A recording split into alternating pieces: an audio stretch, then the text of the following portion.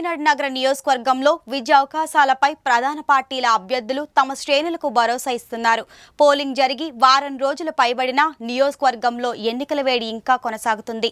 అధికార పార్టీకి అన్ని వర్గాలు వ్యతిరేకంగా ఓటు వేశారని ఒక చర్చ నడుస్తుండగా సంక్షేమ పథకాలు, వాలంటీర్లు, సంప్రదాయ ఓటింగ్తో గట్టెక్కుతామని వైకాపా నేతలు చెబుతున్నారు. నియోజకవర్గంలో 234 పోలింగ్ కేంద్రాలు ఉండగా వీటిలో పోలైన ఓట్లు ఎవరికి అనుకూలంగా ఉంటాయనే దానిపై మల్లగుల్లలు పడుతున్నారు. కూడికలు, తీసివేతలతో పోలైన ఓట్లలో సగం మాకే వస్తాయని ప్రధాన పార్టీ నాయకులు ధీమా వ్యక్తం చేస్తున్నారు.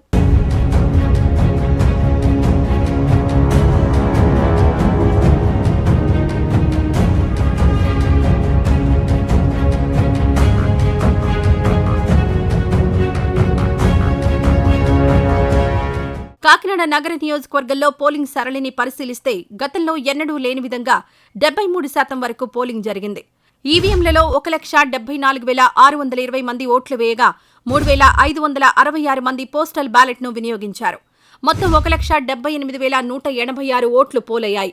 2019 ఎన్నికల్లో పోస్టల్ బ్యాలెట్లు 868 మంది మాత్రమే వినియోగించుకున్నారు.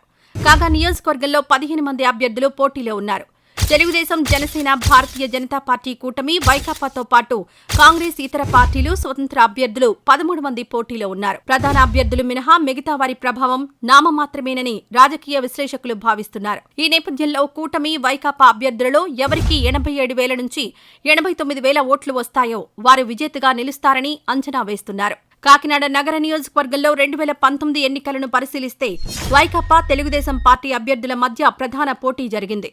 ఈ ఎన్నికల్లో 217 పోలింగ్ కేంద్రాల్లో 2,55,773 మంది ఓటర్లుండగా 67.1% ఓట్లు పోలయ్యాయి. మొత్తం 1,69,950 ఓట్లు పోలయ్యాయి. నోటాకు 1,654 మంది వేశారు. జనసేన పార్టీకి 29,000 ఓట్లొచ్చాయి. ఆ ఎన్నికల్లో విజయం సాధించిన వైకాపా అభ్యర్థి ద్వారంపూడి చంద్రశేఖర్ రెడ్డికి 73,890 ఓట్లు రాగా తెలుగుదేశం పార్టీ అభ్యర్థి వనమాడి కొండబాబుకు 59,779 ఓట్లు పడ్డాయి. ఆ ఎన్నికల్లోనూ ఇప్పటిలాగే 15 మంది పోటీలో ఉన్నారు. అయితే ఈసారి జరిగిన ఎన్నికల్లో తెలుగుదేశం పార్టీ, జనసేన, భారతీయ జనతా పార్టీ కలిసి పోటీ చేశాయి. వైకాపాతో కూటమిగా తలపడ్డారు. ఈ నేపథ్యంలో కూటమి అభ్యర్థి ఈ ఎన్నికల్లో విజయం సాధిస్తారని ధీమా వ్యక్తం చేస్తున్నారు. గతంలో మాదిరిగానే ఈ ఎన్నికల్లోనూ నోటాకు ఓట్లు పోలయ్యే అవకాశం ఉందని భావిస్తున్నారు. వీటన్నింటినీ పరిగణలోకి తీసుకున్న ఈసారి ఎన్నికల్లో దాదాపు 89,000 ఓట్లు ఎవరికొస్తే వారు విజయం సాధిస్తారని రాజకీయ విశ్లేషకుల అంచనా.